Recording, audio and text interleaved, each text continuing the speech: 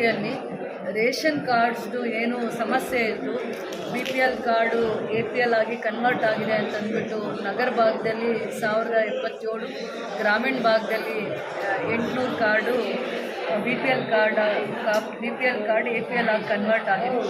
ಅದರದ್ದು ನಾವು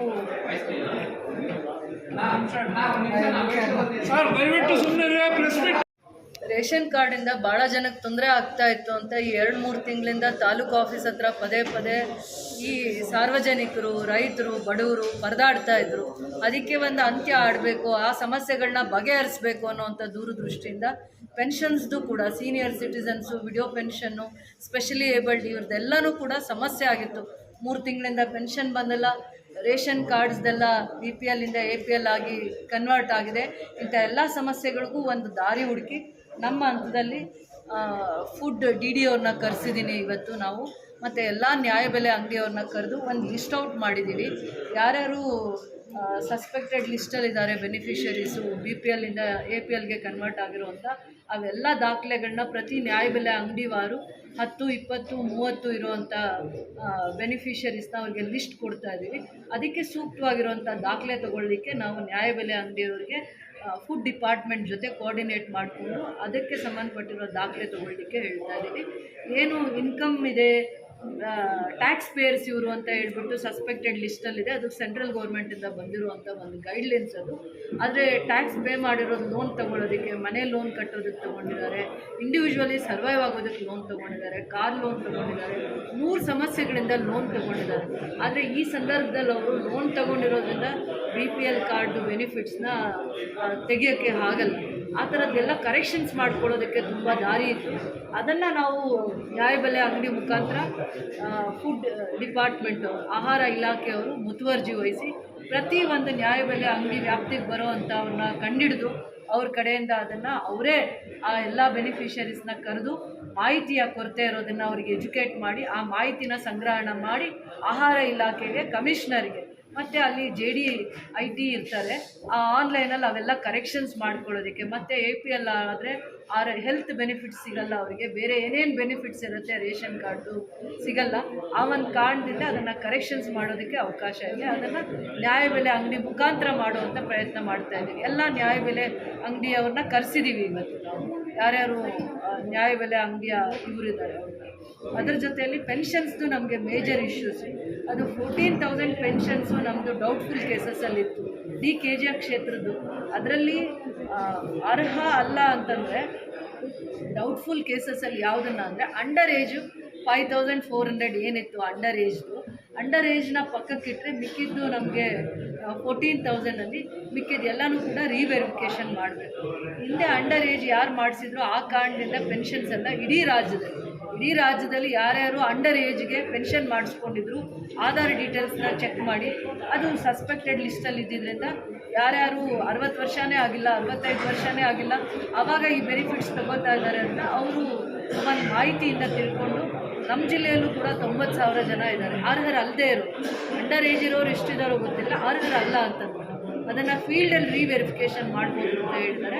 ಅದಕ್ಕೆ ನಾವು ವಾರ್ಡ್ ವಿಸಿಟ್ ಮಾಡಿ ಯಾರ್ಯಾರು ಸೀನಿಯರ್ ಸಿಟಿಸನ್ಸ್ ಇದ್ದಾರೆ, ಸಿಂಗಲ್ ಪೇರೆಂಟ್ಸ್ ಇದ್ದಾರೆ, ವಿಡೋ ಪೆನ್ಷನ್ ಇದೆ, ಯಾರ್ಯಾರ್ದು 3 ತಿಂಗಳಿಂದ ನಿಂತಿದೆ ಅದನ್ನು ವಾಲಂಟ್ರಿಯಾಗಿ ನೀಟಾಗಿ ಆರ್ಗನೈಸ್ ಮಾಡಿ ರೆವಿನ್ಯೂ ಸೆಕ್ರೆಟರೀಸ್ ಜೊತೆಯಲ್ಲಿ ಆ ಸಿಸ್ಟಮಲ್ಲಿ ವೆರಿಫಿಕೇಷನ್ ಮಾಡಿಕೊಂಡು ಸಿಂಪಲ್ ಅವ್ರ ಹತ್ರ ಡಾಕ್ಯುಮೆಂಟ್ಸ್, ಒಂದು ಆಧಾರ್ ಕಾರ್ಡು ಇಲ್ಲ ವೋಟರ್ ID ಮತ್ತು ಅಲ್ಲೇ ಮಾಜರ್ ಮಾಡಿ ಅವ್ರು ಇಲ್ಲಿದ್ದಾರೆ ಅಂತಂದ್ಬಿಟ್ಟು ಈ ರೀತಿ ಸ್ಮಾಲ್ ವೆರಿಫಿಕೇಷನ್ಸ್ ಮಾಡಿಕೊಂಡು ಕ್ಲಾರಿಫಿಕೇಷನ್ಸ್ ಮಾಡಿಕೊಂಡು ದಾಖಲೆ ಇಟ್ಕೊಂಡಿರ್ತೀವಿ.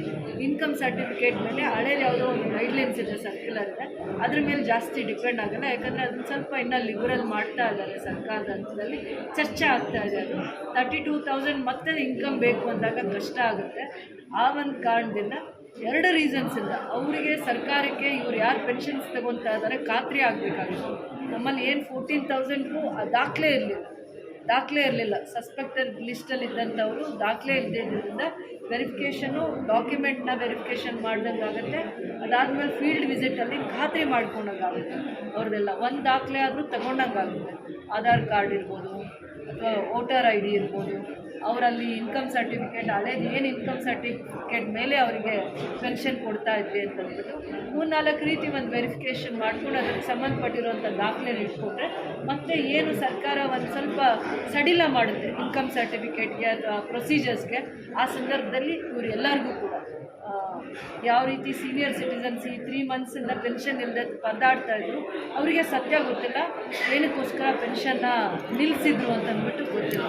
ಅದನ್ನು ಮತ್ತೆ ಹಳೇದು ಕೂಡ ಪೆಂಡಿಂಗ್ ಇರೋದು ಕೂಡ ಮತ್ತೆ ಅಕೌಂಟ್ಗೆ ಹಾಕ್ತೀನಿ ಅಂತ ಭರವಸೆ ಕೊಟ್ಟಿದ್ದಾರೆ.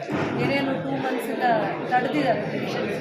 ಯಾರು ಜುನೈನ್ ಇರ್ತಾರೆ, ಯಾರು 65 ಅರ್ಹರಿರ್ತಾರೆ, 65 ವರ್ಷದ ಮೇಲ್ಪಟ್ಟವರು, ಅವ್ರಿಗೆಲ್ಲ ಮತ್ತೆ ಪೆನ್ಷನ್ಸ್ನ ಅವ್ರ ಅಕೌಂಟಿಗೆ ಹಿಂದೆ ಹೇಗೆ ಬರ್ತಾಯಿತ್ತು ಆ ರೀತಿ ಮಾಡ್ತಾರೆ.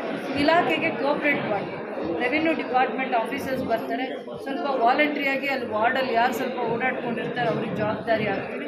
ನಗರಸಭೆ ಮುಖಾಂತರ ನೀಟಾಗಿ ಅವ್ರಿಗೆ ಯಾವ ದಿನ ನಾವು ಯಾವ್ಯಾವ ವಾರ್ಡ್ಸಲ್ಲಿ ರೆವಿನ್ಯೂ ಅಂದರೆ ಪೆನ್ಷನ್ ಅದಾಲತ್ ಮಾಡ್ತೀವಿ ಅಂತ ಮಾಹಿತಿ ಕೊಡ್ತೀವಿ. ಆ ಜಾಗದಲ್ಲಿ ಒಂದು ಮಧ್ಯಾಹ್ನ ಕುತ್ಕೊಂಡು ಅವ್ರಿಗೆ ಪೆನ್ಷನ್ಸ್ಗಿರೋ ಇಶ್ಯೂಸ್ನೆಲ್ಲ ಸ್ವಲ್ಪ ಬಗೆಹರಿಸ್ತೀವಿ. ತಾಲೂಕು ಆಫೀಸ್ಗೆ ಬರ್ತಾ ಇದ್ದಂಥ ಎಲ್ಲ ಸಾರ್ವಜನಿಕರಿಗೂ ಕಳೆದ 3 ತಿಂಗಳಿಂದ ಯಾರ್ಯಾರು ಸೀನಿಯರ್ ಸಿಟಿಸನ್ಸು, ವಿಡೋ ಪೆನ್ಷನ್ನು, ಅದಾದಮೇಲೆ ಸ್ಪೆಷಲಿ ಏಬಲ್ಡ್ ಪೆನ್ಷನ್ಸ್ ಯಾರ್ಯಾರು ವಯೋವೃದ್ಧ ಪೆನ್ಷನ್ ಇತ್ತು, ಅದಾದಮೇಲೆ ಸಂಧ್ಯಾ ಸುರಕ್ಷಾ ಇತ್ತು, ಮತ್ತು ಸ್ಪೆಷಲಿ ಏಬಲ್ಡ್ ಈ 3 ಥರ ಪೆನ್ಷನ್ಸ್ದು ಕೂಡ ತುಂಬ ಸಿಂಪಲ್ಲಾಗಿ ಏಜ್ಡ್ ಅವ್ರಿಗೆ ಬರೀ ವಯಸ್ಸನ್ನ ಮಾತ್ರ ನೋಡಬೇಕು ಅಂತ ಹೇಳಿದ್ದಾರೆ.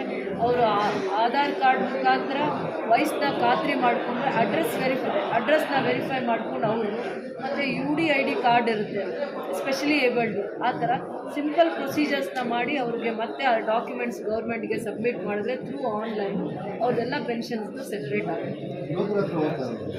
ಸೊ ಮಧ್ಯವರ್ತಿಗಳ ಹತ್ರ ಹೋಗುವಂಥದ್ದು, ದುಡ್ಡು ಕಳ್ಕೊಳ್ಳೋವಂಥದ್ದು ಮಾಡೋದು ಬೇಡ.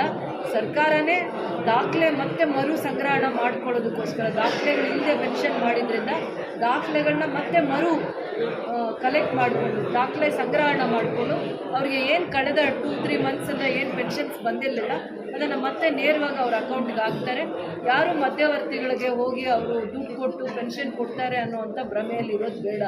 ನಾವೇ ಸರ್ಕಾರನೇ ಅವ್ರ ಮನೆ ಬಾಗಿಲಿಗೆ ಬರುತ್ತೆ, ಅವ್ರ ವಾರ್ಡ್ಸಿಗೆ ಬರುತ್ತೆ, ಹಳ್ಳಿಗಳಲ್ಲಿ ಪಂಚಾಯಿತಿ ಹಂತಕ್ಕೆ ಬಂದು ಅವ್ರ ಸಮಸ್ಯೆಗಳನ್ನ ಬಗೆಹರಿಸ್ತೀವಿ.